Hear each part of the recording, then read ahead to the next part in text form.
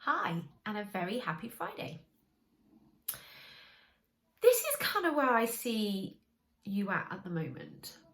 You're lacking in energy, you're generally feeling rubbish physically and emotionally. You might be putting on weight, or you're generally your diet is really healthy and you're really struggling to lose those last few pounds. And deep down, you know it's because you're eating too much sugar. Deep down, there's a voice inside you that's like, really ought to cut this out. It's not making me feel good. And the way I kind of see your problem at the moment is that, like, you get to mid-afternoon, you're at work and you start to get a bit bored. You don't really like feeling bored, so you're like, oh, I'll have a biscuit with my cup of tea. Let's go and make a cup of tea and I'll have a little biscuit. Or I'll have a bit of chocolate, that'll make me feel better. Or maybe it's, you've had your evening meal and you're just in this automated pattern of needing something sweet, like that pudding. Maybe that's your trigger. Or you get to the evening, you're full up, you're satisfied with your evening meal, but you're sat watching TV and, those chocolate buttons are calling, or there's a packet of biscuits that are open and you can sort of hear them calling to you, and you've had a busy day, you've had a stressful day. It's a bit of a reward, it's a treat. And it feels like you can't stop. It feels like you're completely out of control, because before you know it, you've eaten the whole packet of biscuits, you're feeling sick, and you're sat there then thinking, what is wrong with me? And then the judgments start. Why can't I have just had one? Why did I have to have any? Like, what is wrong with me that I have to continue eating all the sugar? And I'd like to offer that isn't a treat. That isn't making you feel better. All that's happening is you've maybe delayed the boredom, because you're probably going to get bored the next day at work at the same time. You're probably going to get bored the same eve after the tomorrow evening. Only now you're bored and you're putting on weight, or you're bored and you're feeling sick, or you're dealing with the stress, what you perceive to be stressful in your job. So you've had a stressful day, you've got through the week, so you eat a load of chocolate to make you feel better, and it's not dealing with that stress. It's not making you feel better in the long term, because you're not actually addressing the boredom. You're not actually addressing the stress of work. You're just trying to cover it up and feel better very temporarily by eating sugar.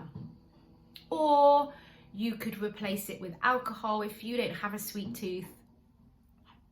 What the actual fuck? But if you don't have a sweet tooth, no judgment. It could be alcohol, or you could spend your time scrolling on social media, or you could be buying something and buying something and buying something to try and feel better. It doesn't work. It doesn't work. And ultimately, that's all you want to do. You just want to feel better. You want to feel like you're in control of your life. You want to feel like you've got a choice. And you do have a choice. You can get control. And you can also feel better. And the way that you do that is by very consciously and very deliberately deciding that is enough. I have done this enough in my life. Now let's try something different. And I'm not saying here you should cut out sugar forever and never eat it. That is not my message. And that saying that people seem to love is, a bit of what you fancy does you good. Yes, on the odd occasion, that piece of cake is lovely. The ice cream at the beach, amazing. If you meet your friend for a coffee and you want to have a piece of cake, brilliant. On the odd occasion, your body can deal with the sugar on the odd occasion. Even if that was a weekly thing, your body could deal with that. But what it's not dealing with is the multiple times a day, and the fact that you're using it as a way to support your emotional health, which doesn't actually work. you can learn to support your emotional health, be fully in control of your life, and then you just enjoy the sugar, then you just enjoy the holiday, then you just enjoy the glass of wine purely for what it is, not because you think it's going to give you something, because it doesn't. And the quickest way I know to do this is to get yourself a coach. Get yourself a life coach, even if you don't like my style. Having someone that is supporting you, encouraging you, and believes in you 100% is by far the most powerful gift and investment you will ever make. And just becoming aware of your triggers, become aware of your habits, of your patterns of behavior, become aware of your thinking. That's what a coach can give you. Then you know what you're dealing with. Then you know what you get to control. Because if you don't know, you can't control it. And if you really want to feel better,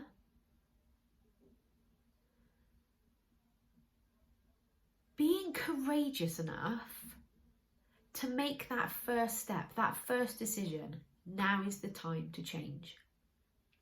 I am done feeling like this. This is what I've done with my coach. I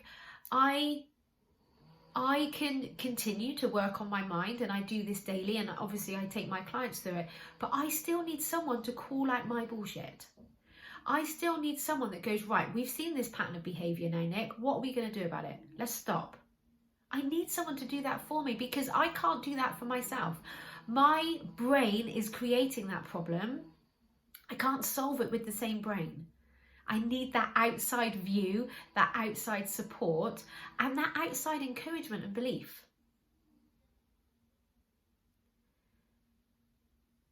So if you become aware of your patterns of behavior, if you become aware of your thinking and those sentences the bollocks that your brain is telling you, the lies that it will make me feel better, it's a treat, it's a reward, just being aware of that and asking yourself, is it really?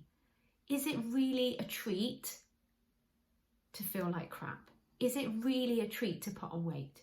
Is it really a treat to be irritable and impatient with my children? Because it's not just you that this is affecting.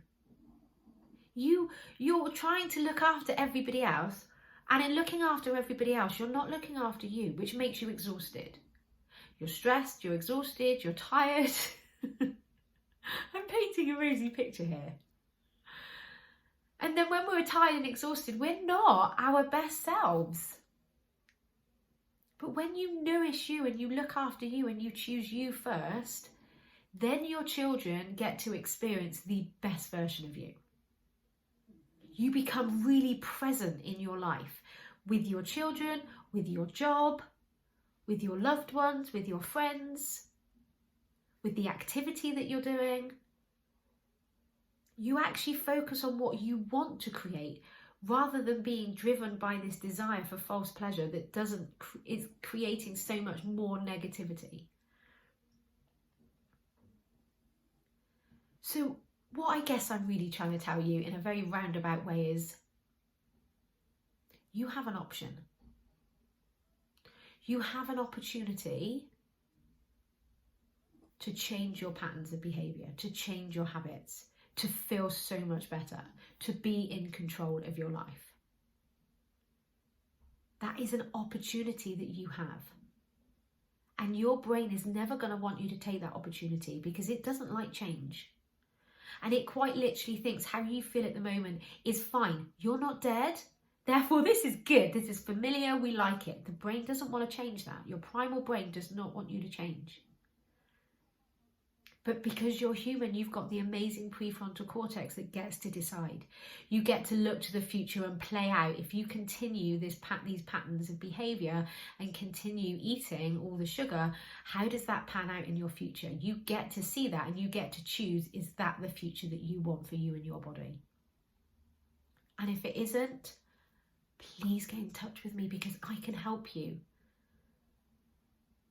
I can help you get control of that primal brain. I can help you get control of your sugar cravings, and I can help you to get control of your life.